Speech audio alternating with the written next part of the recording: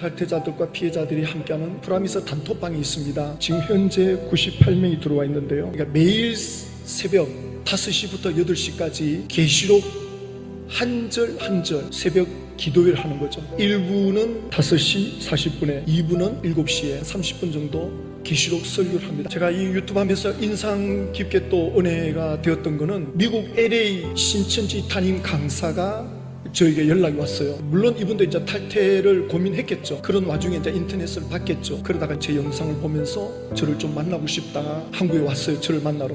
밤늦은 시간까지 이야기했습니다. 신학교로 가라. 당신 나오면 탈퇴자들이 나올 텐데 그거 어떻게 할 거냐. 그래서 지금은 신학교를 다니고 있습니다. 프라미스 탈퇴 스토리 53의 주인공으로 들어와 계십니다. 또 이렇게 목사님께서 자리를 마련해 주셔서 은혜를 나눌 수 있는 기회가 되게 되어서 참으로 감사드립니다. 요한계시록을 제가 신천지 분들에게 설명할 때 너무 쉽다 웃어요. 그분들은. 그래서 너무 쉬운 책이다. 계시록이. 기도할 때도 예수님께서 악한 아버지도 자식들에게 좋은 걸 준다. 하물며 하나님 아버지께서 구하는 자에게 더 좋은 걸 주지 않겠느냐. 그런데 이 계시록이 2000년 동안 풀리지 않았다는 겁니다. 신천지는 2000년에 와서 지금 신천지가 풀게 됐다. 2000년 동안 계시록이 풀리지 않아가지고 구원받은 사람이 없다 이렇게 나오거든요. 하나님이 그렇게 무능합니까? 2000년 동안 깨닫지도 못하는 계시록을 성경에 붙여가지고 들고 다니게끔 하십니까? 기본적으로 생각을 해도 아니지 않습니까? 근데 2000년 동안 계시록이 덮여 있었다. 총회장이 계시받아가지고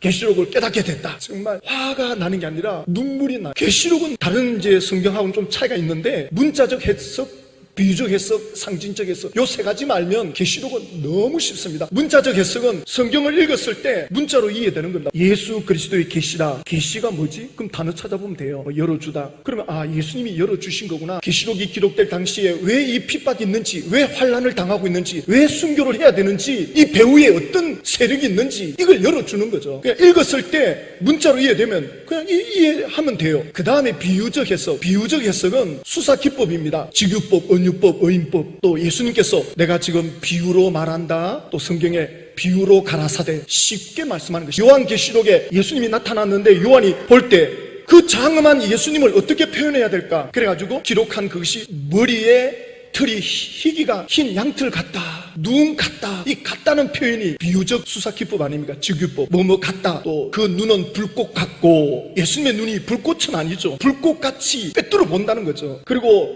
예수님의 발은 풀무불에 단련한 빛난 주석 같고 그 음성은 많은 물소리 같으며 이게 다 비유적 표현이죠. 그리고 마지막 상징적 해석입니다. 이게 이제 혼란스럽게 만들었는데 이거 원리만 알면 아주 쉽죠. 엘리베이터를 타면 4층을 F로 해놓잖아요. 다 알지 않습니까? 그러나 처음 보는 사람은 이게 뭐지? 처음 본 사람은 몰라요. 그러면 누가 옆에서 장난을 칠 수 있죠. 2층에 가면 총을 쏜다. 이거 총 표시야. 진짜로 믿으면 속는 거죠. 그러니까 상징은 누군가 가르쳐줘야 돼요. 처음에. 그래서 요한계시록 1장 7절에 보면 문자와 상징이 섞여서 나오는 게 있어요. 근데 신천지는 이걸 가지고 알레고리 해서 자기들이 원하는 대로 풀어버린다는 거죠. 예수님이 재림할 때 구름을 타고 오신다. 어떻게 구름을 타고 오냐? 구름 탈 수 있어? 탈 수 없지. 각 사람의 눈이 그를 보겠고. 이거는 이해가 되잖아요. 예수님 재림할 때 모든 사람이 보는가 보다. 또 그를 찌른 자들도 볼 것이요. 예수님께 도전했던 사람들도 예수님의 재림을 보겠구나. 근데 구름을 타고 온다는 게 이해가 안 되는 거죠. 그렇지. 손오공도 아니고 어떻게 구름을 탈까? 이게 상징이거든요. 근데 신천지는 이 구름을 영이다 그래가지고 예수님이 영으로 총회장 몸에 지금 재림해 있다. 1980년 그 시점에 신천지 총회장 몸에 예수님이 재림해 계신다 그러잖아요. 아직 우리는 재림하지 않았다. 근데 재림했다는 거예요. 구름 타고 영으로 왔다는 겁니다. 이 영으로 왔다는 게 하나님의 교회나 정명석 전부 이 구름을 알레고리 해서 자기들한테 맞추는 거예요. 그러면 상징은 뭐냐? 이미 정보가 공유되고 있다는 것입니다. 구약 성경에 구름이 나오는 게 있나? 구약 성경에 가보면 솔로몬이 봉헌식을 하고 나오는데 구름이 성전에 꽉 차는 거예요. 하나님의 임재. 하나님의 임재가 성전에 가득 차니까 제사장들이 들어가지를 못하는 겁니다. 덜덜덜 떨려가지고. 이게 구름이에요. 하나님이 임재하고 계신다. 예수님 재림할 때 하나님도 같이 오시는 건 아시죠? 하나님도 같이 오시는데 예수님과 함께 하나님은 임재해 오시는 거죠. 하나님은 온천하에 계시기 때문에 임재로 오십니다. 그래서 계시록은 상징이 90%예요. 그러니까 구약 성경을 알아야 돼요. 사도 요한이 계시록을 기록할 당시에는 그 계시록을 읽는 일대 독자들은 구약 성경에 능통했던 사람들입니다. 계시록에 나오는 이 상징적 해석이 하나도 어렵지가 않는 거예요. 그러나 오늘날 성경을 모르는 사람 사람들은 계시록만 가지고 해석하려고 하니까 전혀 모르죠. 지금 이 소녀상 대한민국 어른들은 다 알잖아요. 설명 안 해도 알잖아요. 이게 뭘 이야기하는 건지. 이게 바로 상징이거든요. 어떤 추상적인 개념을 이미지로, 그림으로 보여주는 상징적 기법입니다. 이것 딱 하나 보여주면 딱 알죠. 요한계시록이 이런 식이란 말입니다. 그러니까 요한계시록이 전부 구약 성경을 끌어오고 신약 성경을 끌어왔기 때문에 신구약을 아는 사람들에게는 요한계시록이 전혀 어렵지가 않는 거예요. 요한계시록 13장에 가면 일곱 머리 열불 짐승 이런 게 나오잖아요. 신천지는 이걸 가지고 장막 성전의 일곱 사람이다. 아까 간증하신 집사님, 그분이 이 영화 찍을 때 일곱 머리 역할을 했죠. 그러니까 이 짐승이 다니엘서에 나오지 않습니까? 다니엘서를 좀 하면 하나님의 백성들을 억압한 세력들이구나 이렇게 연결시키면 별로 어렵지가 않는데 이런 것이 안 돼 있다 보니까 문제가 되죠. 그래서 요한이 예수님을 보니까 예수님이 일곱 금촛대 사이로 다니시는 거예요. 그러면서 일곱 별을 또 붙잡고 있는 거예요. 오른손에 일곱 별이 있고 또 어렵잖아요. 입에서 좌우에 날선 금이 나온다. 그러면 이게 다른 성경에 있나? 히브리서 4장 12절 보면 하나님의 말씀은 살았고 운동력이 있어서 좌우에 날선 어떤 검보다도 예리하여 홍과 영과 관절, 골수를 찔러 쪼개기까지 하며, 또 에베소서 6장 17절에 하나님의 말씀 성령의 검 가져라 이러잖아요. 이건 입에서 검이 나온다는 건 예수님이 말씀의 검으로 심판한다는 거 조금만 알면 이게 상징 해석이 되잖아요. 근데 오른손에 일곱 별이 있다. 이게 무슨 말이지? 또 그리고 20절에 가면 내가 본 것은 오른손에 일곱 별과 또 일곱 별의 비밀과 일곱 금 촛대다. 촛대 사이로 그니시는 예수님, 일곱 별을 가지고 있는 예수님, 이런 걸 가지고 이단들이 장난을 치는 거죠. 이게 상징인데 이게 처음으로 나오는 상징이에요. 처음으로 나올 때는 예수님이 토를 달아주십니다. 그래서 일곱 별은 일곱 교회 사자요, 일곱 촛대는 일곱 교회니라. 그래서 요 말씀하기 전에 비밀이라는 말씀하고 있죠. 비밀. 그러니까 이 비밀은 아무도 모른다. 계시받은 자 외에는 아무도 모른다. 이렇게 말씀하죠. 근데 이 비밀은 미스테리거든요. 시크릿이 아니고 신비로움이죠. 예수님이 일곱 별을 붙잡고 있다. 굉장히 신비로운 걸 말하는데 신천지는 비밀이다. 신천지로 오면 이 비밀을 가르쳐준다 이렇게 말씀하고 있죠. 그런데 예수님 여기 토를 달아놔요. 무슨 비밀입니까? 답을 말해놓고 있는데 일곱 별은 일곱 교회 사자 엔젤입니다. 그러니까 교회를 누가 주관하느냐? 천사가 주관해요. 천사가. 마태복음 16장에 예수님께서 내 교회를 세우리라 그랬죠. 내 교회를. 베드로가 주는 그리스도시요 살아계신 하나님의 아들입니다 라고 고백할 때 예수님이 내 고백 위에 내 교회를 세우겠다. 그러니까 이 신앙 고백하는 사람들이 교인이 되는 거예요. 주는 그리스도시요 살아계신 하나님의 아들입니다. 이 고백을 하는 이들이 신자가 되는 거죠. 그 신자들이 모여있는 교회 공동체를 누가 지도하느냐? 목사님이 하는 것 같지만 목사 배후의 천사가 예수님의 일을 수종드는 거예요. 교회 주인은 예수님이십니다. 예수님이 교회를 한 사람 한 사람 에클레시아 불러 모읍니다. 그리고 천사가 교회를 주관하고 있습니다. 그래서 적어도 이 교회 목사님을 섬긴다고 할 때는 몸담고 계시는 동안에는 하나님이 세우셨다. 그걸 믿으셔야 돼요. 그리고 말씀을 많이 안다고 해서 신앙이 좋아질 것 같습니까? 고린도전서 8장에는 지식은 교만한다 그랬는데, 그러니까 말씀 속에서 하나를 깨달으면 돼요. 그러니까 설교가 있고 성경 공부가 있지 않습니까? 설교는 선포하는 거고 성경 공부는 토론하는 거고 이렇게 가르치고 대화하는 건데, 그러니까 주일날 수요일날 목사님께서 설교할 때 딱 하나의 깨달아지는 말씀만 붙잡으시면 돼요. 제가 목사님 지난번 설교 들으니까 예수 그리스도에게까지 자라가라, 그에게까지 자라가라. 저는 그 말씀 들으면서 하나님이 주시는 말씀 하나만 딱 붙잡거든요. 나보다 남을 낫게 여기라. 그 말씀 붙잡고 주님 제가 이 말씀대로 살 것이고 마음이 새깁니다. 또 지난 수요일날 유 목사님 설교를 보니까 욥을 마귀에게 자랑하더라는 거죠. 여러분들 욥처럼 하나님이 자랑할 수 있겠습니까?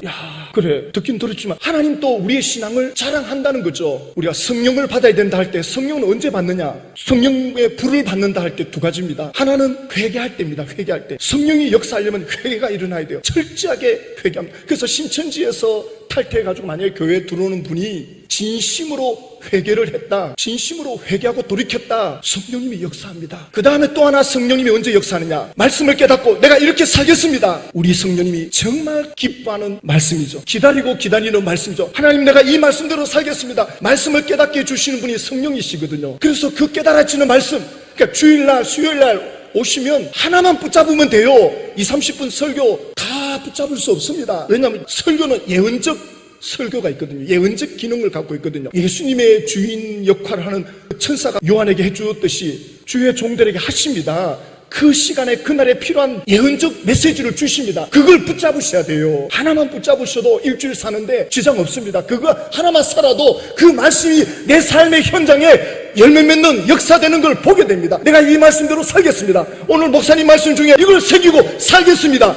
그 사람에게 성령의 불이 내려와요. 성경을 깨달을 때 성령님이 역사합니다. 밀어줍니다. 도와줍니다. 제가 결론만 내릴게요. 신천지 가신 분들이 거짓말도 합리화하고 거기서 미혹돼서 하는 그런 것들이 그분들이 일부러 그러는 게 아니거든요. 자녀들이 속을 썩이는 그것이 일부러 그렇게 하는 게 아니라고. 가족들을 골탕 먹이기 위해서 하는 게 아닙니다. 미혹의 영, 귀신의 가르침을 따르는 거예요. 그래 귀신의 가르침에게 사로잡히면 이게 양심이 화에 맞아버려요. 양심이 화에 맞았다. 심리학 쪽에서는 사이코패스라 그러거든요. 공감 능력이 떨어져요. 대화가 안 돼요. 그러니까 신천지의 세뇌가 딱 되면 그 신천지 교리로 생각이 돌아가기 때문에 신천지를 반대하면 다 대적자, 마귀가 되는 것입니다. 대화가 어려워집니다. 그러니까 양심이 딱 그쪽에 묶여버린 겁니다. 양심이 마비가 된 거짓말을 해도 합리화시킵니다. 신천지를 위해서 하는 거짓말이기 때문에 하나도 문제가 안 돼요. 우린 다 죄 아래에 있고 이 죄 때문에 문제가 생겼고 이 죄 때문에 절망이 왔고 불행이 왔고 고통이 왔는데 예수를 믿을 때 성령님이 주어지지 않습니까? 예수를 믿는 것도 하나님의 은혜지만 하나님을 따라가는 것도 성령의 이끌림을 받아야 됩니다. 성화되는 것,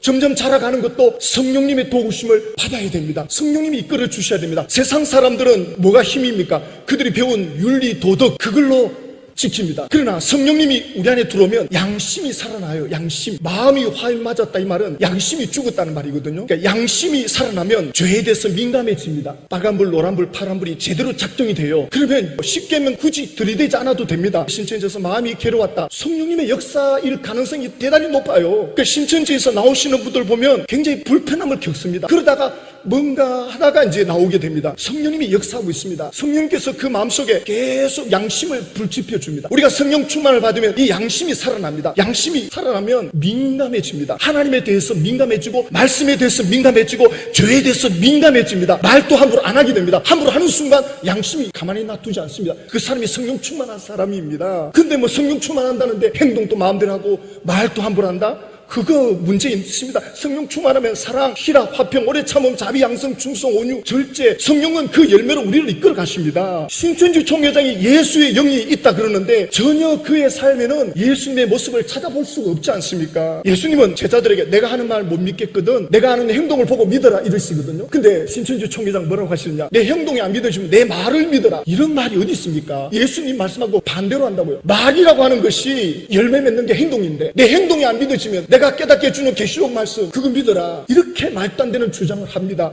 그래도 이미 세뇌가 되면 어두운 게 보이지 않습니다. 신천지 문제가 보이지 않아요. 그래서 우리가 신천지인들에게 두 가지를 해야 됩니다. 기도해 줘야 됩니다. 교회 해방 일부러 하는 게 아닙니다. 탈퇴한 분 중에 신천지 추수꾼이었다 그러더라고요. 교회에 실제로 들어가가지고 교회를 갈라내고 자기가 개신교회를 다닐 때 그 큰 교회에서도 헌금 제일 많이 했다. 교인들이 다 그래도 부러워할 정도로 헌금도 많이 하고 존경받았는데 어쩌다 신천지 갔는데 추수꾼 해가지고 교회를 완전히 분리시켜갖고 신천지 상원기능 이런 걸 했다 그러더라고요. 근데 20년 딱 지나고 나니까 자기 가진 애들은 애들대로. 여러분 교회는 예수의 몸입니다. 너무 겁이 없어요. 모르니까 그러는 거예요. 모르니까. 그래서 그 배후의 역사는 어둠의 영들을 상대해야 됩니다. 계시록이 바로 그 말씀하고 있거든요.